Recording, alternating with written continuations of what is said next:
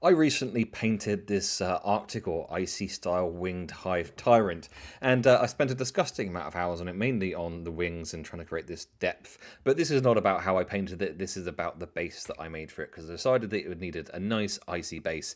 So I made him this one here with some ice crystal type things poking out. So how did I do this? Well, I started with some blue foam. Well, actually, I started by removing the Hive Tyrant from the base, which was held on with just a tiny bit of super glue. I took a bit of blue foam that was just a few mils thick, and then just cut around the base. You'll notice I've already put a large washer on the bottom of it, and that's because it's the sort of model that tips over really easily. So to work out the exact positioning, I just put the Hive Tyrant on top and pushed down a bit, and the bit with the tail attached created this indent, which I then cut out, so I knew where it was going, and just kind of double checked that in terms of the positioning, and I decided that was fine. Now, to create some sort of icy type thing, all I did was just take the knife and score over the top, mainly trying to go at kind of jaunty angles rather than doing curly ones. So that was the the basic base done. And then for the ice crystals, I took some chunkier blue foam and just began cutting it into a few different chunks. And once I cut the chunks, I decided that they should be kind of octagonal, so I kind of cut the corners off at sort of 45 degrees, but by no means trying to be accurate. And I also decided that it should be at a slant as well, so I cut an angle off of here. And with all of this, it's important to make sure that you know if it's going to fit onto the base or not, because the last thing you want to do is spend lots of time making something which you think is going to fit onto the base, only to find that when in place with the model, it doesn't actually work. So just putting that one there, then cutting another one in exactly the same way, and this is me going down into a point on it. So I wanted them to be pointy ice crystal type things. So all I'm doing is just trying to keep the same sort of angle and working around all of the different sides, keeping the blade kind of parallel to that and working towards a point, and that ended up looking pretty decent, I think. So a couple of them, and then a couple of skinnier ones I decided all coming out of the same sort of spot would work well, but I did just want to check that did actually work. So as you can see, I've done that, and then I went about making the skinnier ones that I mentioned in exactly the same way. So again, just cutting a kind of cross section, which is a square, and then cutting the angles off. From here, it was just a case of glue gunning the bits on. So just a bit of glue to hold the biggest thing down, and then again checking the positioning with everything before putting the larger bits down. So what I did with this, I put a little bit of glue at the bottom of each one, and then I chucked down a whole chunk of hot glue in between all four, which I knew was going to be covered up with like snowy type stuff later.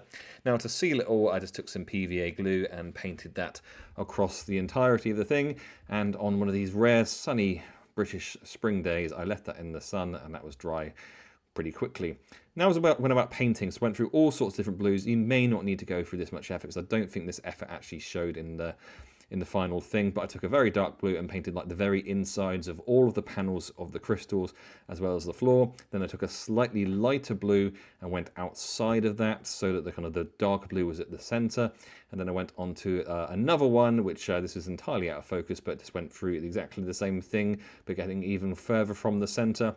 And this is where it kind of went wrong, because I then took the sort of blue that I thought like was the most icy, watered it down and covered the whole thing in it, and basically I lost all of the detail I'd already put on, but it ended up looking fine, so it's alright.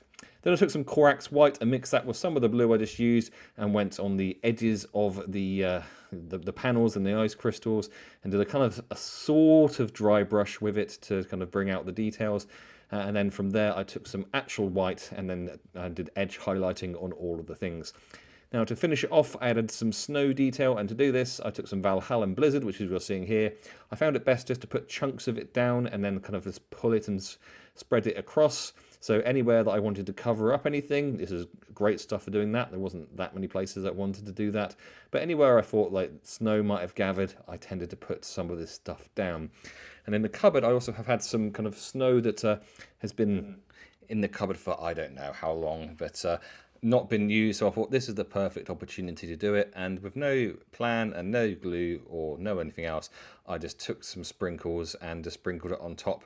And for some reason, it's sticking to it. I don't really know why. I don't know if it's just the paint was still a bit wet, or I don't know what, but it seems to be working absolutely fine.